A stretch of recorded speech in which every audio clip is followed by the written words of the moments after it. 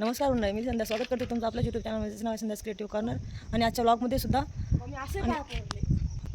आत्ता वाजले आहेत 4:30. आम्ही निघालेलो नाशिक त्र्यंबकेश्वरच्या दर्शन म्हणजे त्र्यंबकेश्वर राजांचं दर्शनाला, त्र्यंबकेश्वर मंदिरला. कारण दिवसानं 10 वाजता गेल्याच्यानंतर संध्याकाळी 5 वाजता असं नंबर लागत आहे. आणि आम्हाला आज नागपूजे म्हणजे कालपासून सर्पदोष पूजासुद्धा करायची आहे. म्हणजे ते महाराजच असं आम्हाला सजेशन केलं की तुम्ही सकाळी लवकर जाऊन दर्शन करून घ्या, म्हणजे तुम्हाला 8 वाजेपर्यंत दर्शन होऊन जाईल.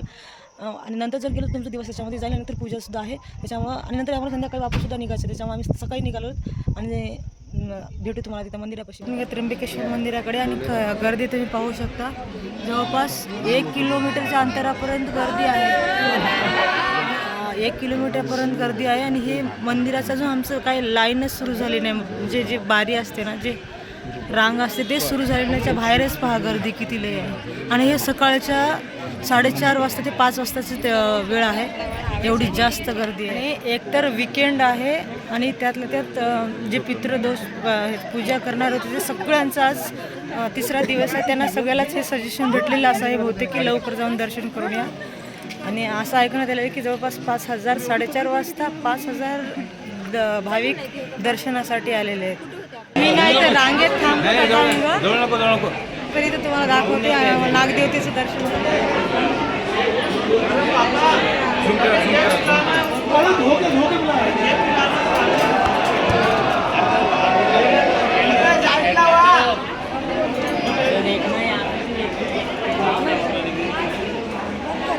चांगलं हे आहे बरं.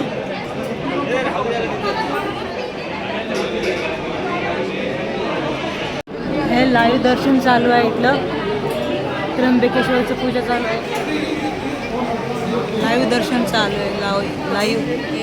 आता ना आपण दुसऱ्या नंबरच्या ब्लॉकमध्ये आलेले आहेत. असे 8 ब्लॉक आहेत, तर आपण दुसऱ्या नंबरच्या ब्लॉकमध्ये आलेलो आहेत. आणि हे पूजाची थाळी आणि किती लवकर आलो तर दिवस पूर्ण उजळून गेले. 3 तासाच्या प्रतीक्षेनंतर आम्ही पोहोचलो आता मंदिराच्या परिसरात, म्हणजे गर्भगृहापाशी. 4:30ला आलो होतो आम्ही दर्शनाला. आता वाजले 7:30. आत्ता मंदिराच्या जवळ पोहोचलो म्हणजे गर्भगृहापासून. आणि दर्शन व्हायला अजून किती वेळ लागते काय सांग. मंदिराचा जीर्णोद्धार म्हणजे काहीतरी बांधकाम चालू आहे. आणि हे दर्शन झालेले मंडळी बाहेर येऊन बसले. असा आहे परिसर मंदिराचा.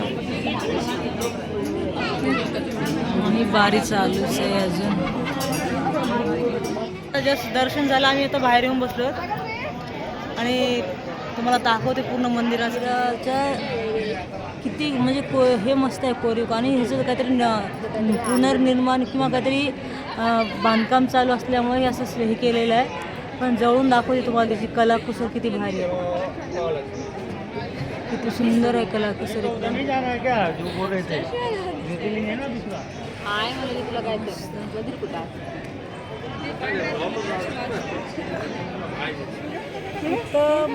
आज आहे ना काल सर्पदोषाची पूजा आहे. हे ना काल सर्पदोषाची पूजा चालू आहे. इथं आमचा ऋतू आहे, रुद्राची पूजा मांडलेली आहे. इथं 16 देव्यांची पूजा आहे, कळस गणपतीची पूजा. इथं काल सर्पदोषाची पूजा आहे, राहुकेतूची पूजा आहे, हे माहिती नाही मला. आणि हे नवग्रहाची पूजा आणि सगळ्यांसाठी नवे ठेवलेलं आहे. हे 2 पूजा झालेले आहेत. आणि आता ते कळसाचं पाणी सोडण्यासाठी गेलेले. हां, इकडं महाराज आहेत. काल सर्पदोषाच्या पूजेचं महत्त्व आणि कोणते दोष असेल तर काय निवारण करायचे सगळे व्यवस्थित महाराज सांगलेले आहेत.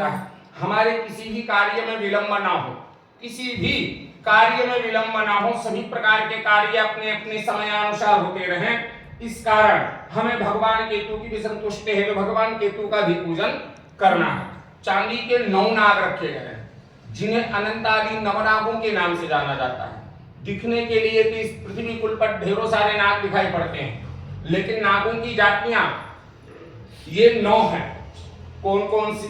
अनंतम वासुकिं शेषम मदवनाभं चकंबलम शंखपालम धृतराष्ट्रम तक्षकम कालियम दधा.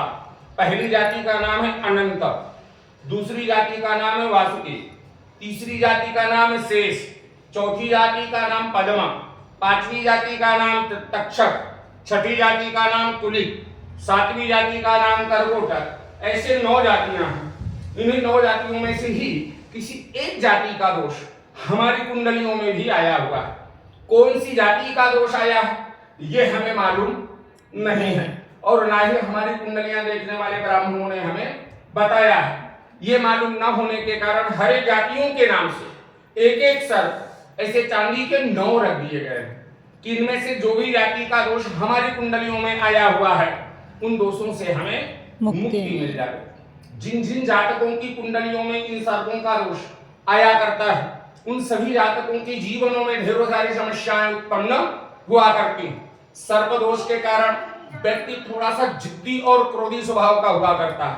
वो अपने जिद्द के आगे उसे जो करना होता है वो वही करता है, किसी का कुछ सुनता नहीं। मैं नहीं कहता हूं कि आप लोग भी ऐसे करते होंगे, लेकिन ऐसा होता है। सर्प दोष से जो पीड़ित व्यक्ति हुआ करता है वो अपने आगे दूसरों का कुछ सुनता नहीं, जो उसे करना होता है वो वही करता है।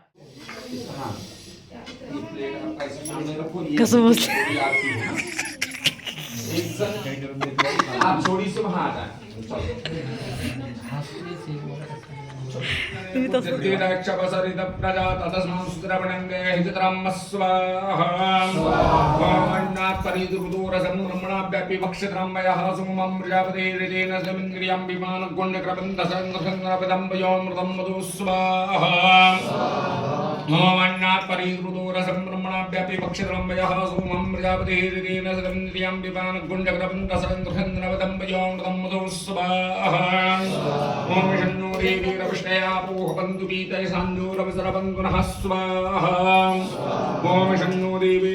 संध्याकाळचे 7 आम्ही निघून 1-2 तास झालेले आहे आणि आता आम्ही घराकडे जाण्यासाठी निघालेलो आहोत आणि आजचा व्हिडिओ इथं संपवतो। व्हिडिओ कसा वाटला कमेंट करून नक्की सांगा। व्हिडिओ आवडल्यास चॅनलला व्हिडिओ सबस्क्राईब करा, व्हिडिओला लाईक करा आणि पुन्हा भेटू असेच चांगल्या इंटरेस्टिंग आणि इन्फॉर्मेशन व्हिडिओमध्ये। तोपर्यंत सगळ्याची काळजी घ्या। बाय।